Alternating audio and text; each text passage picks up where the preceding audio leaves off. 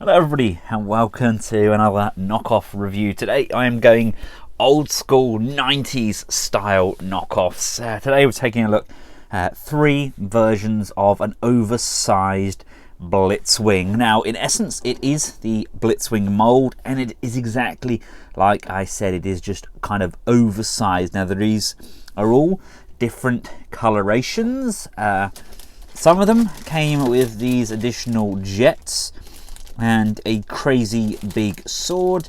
Not a huge fan of the additional features. Yeah.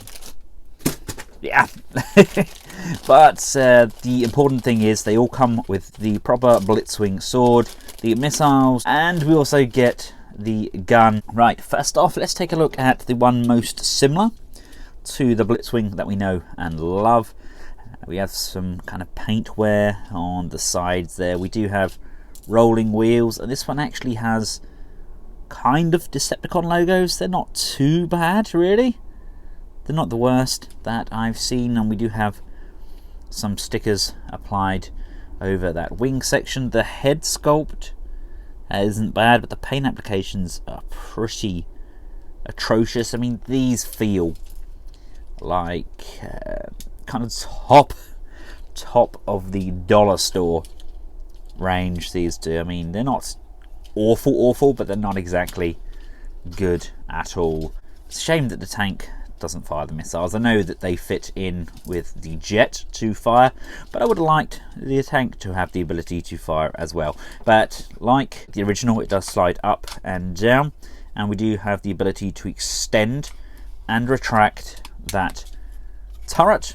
These don't tab in as clearly as I would have liked.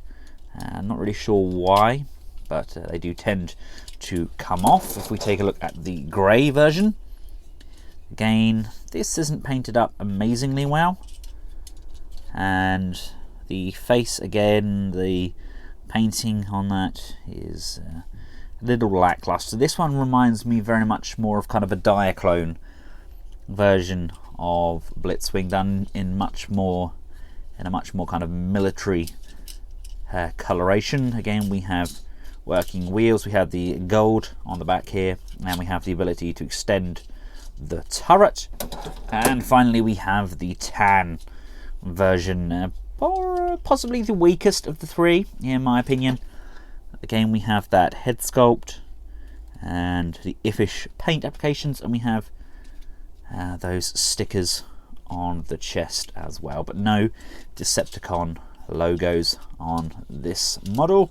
Again, we have the turret which can extend. Now let's get this transformed up into his jet mode. Slide, rotate, bring these around, and they're going to just tab in on either side of the front there, and we need to bring the nose cone up. Now unfortunately on this one my nose cone had kind of come apart. I had to pry it up with a screwdriver, which is never ideal. There we go, that's the nose cone out. We can flip up the tail fins as well for the jet mode, and I believe, does the tank kind of slide back and it kind of goes and retracts in? I think it's like that, isn't it, when we have it in that mode? That's been a long time since I've had a G1 style Blitzwing. There we go. There he is in his jet mode. Let's just see if we can interact with his accessories. I wouldn't ever do this with a proper G1. I'd love to keep everything all nice and snug on the original. Now unfortunately, due to the location of the springs on here, they just don't seem to stay where they should, so I can't get these rockets to fire, which is really disappointing really, because I would have loved those to do that. But this is the jet mode nonetheless. It's not bad. Like I say, it's definitely not without its flaws. For example, these things do not want to stay up at all. It's a uber cheap knockoff. I shouldn't really expect any more, should I? Let's just see how the others fare in their jet modes. This one actually feels a little bit more solid. Transforming him up. Tabs together a little bit nicer. See if we can bring the nose cone out. Yeah, the nose cone came out with no problems whatsoever. Bring that down, slide that back, contract the turret, and then we just need to flip up those tail fins as well. There we go. That's pretty nice. It looks rather smart, doesn't he? Let's see if we can get any of his missiles to fire. Oh, thankfully one has already come off the housing there. The springs are there. I can see the springs, but whether or not this will slide in properly or not, I don't know.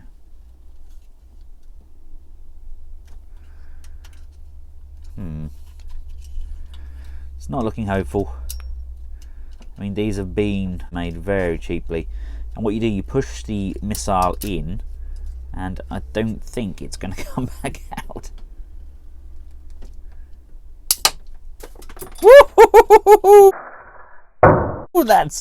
That's launched somewhere.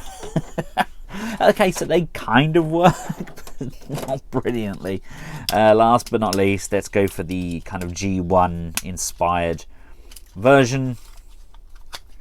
Again, the colouring is not perfect, and the nose cones do get stuck.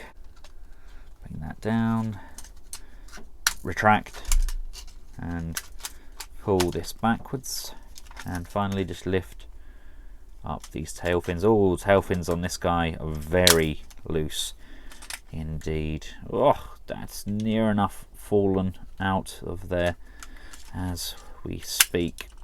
That's not going to hold. I think this one's going to fall apart at any second, but there we go. That's the almost G1-ish looking one.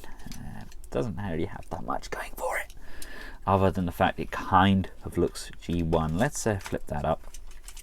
As we do so, bring these fists out, like so, and again, flip that up, bring these fists out to the side. Even the fists don't come out.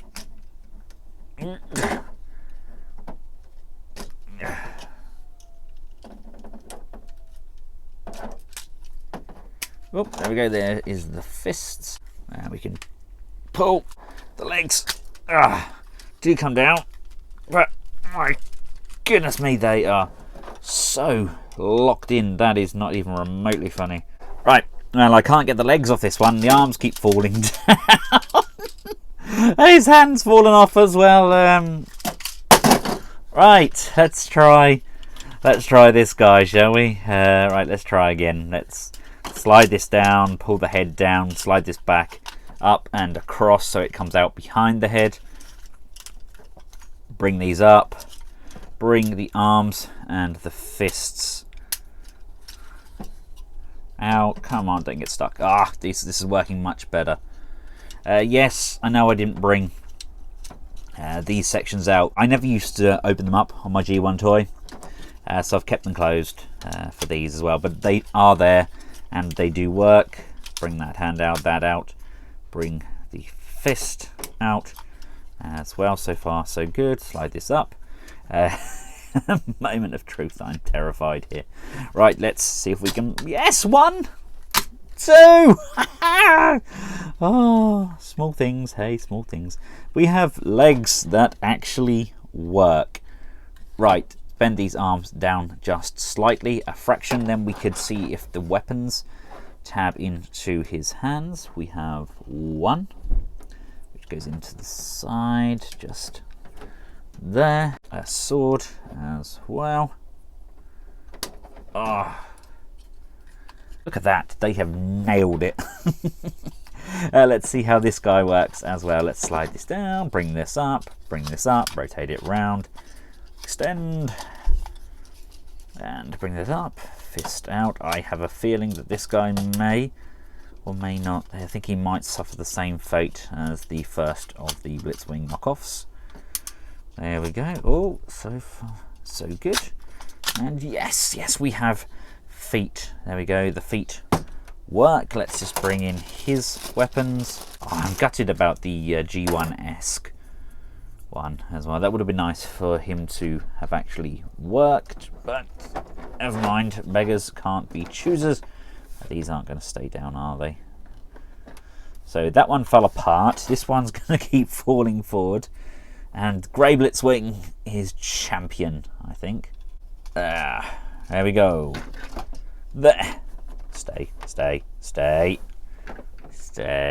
There we go. We have two. 2 out of 3 isn't bad. That's not bad for considering they are like Poundland style knockoffs. They're definitely more Diaclone, I think. But then again, the Desert Tan sort of vibe he's got going on, that kind of works for me. If you're a Blitzwing fan, these are fun-ish. It's just a shame I couldn't get them all to work, but the missiles don't fire. He was a complete nightmare. The hands fell off, the legs fell off.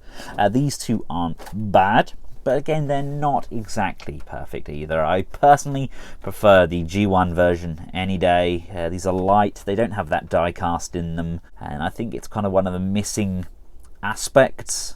You can see what they've tried to do here, but if you're trying to fill in your G1 shelf, these don't look too bad on display. It's just as you get up close and personal with them, then you are quite likely to break them and they fall apart in your hands. To give you an idea of how they scale, here they are alongside G1 Hot Rod, each measuring around 7 inches from toe to the tip of the head. That's about 18 centimeters. So there we have it, ladies and gentlemen, the oversized version of a G1 Blitzwing.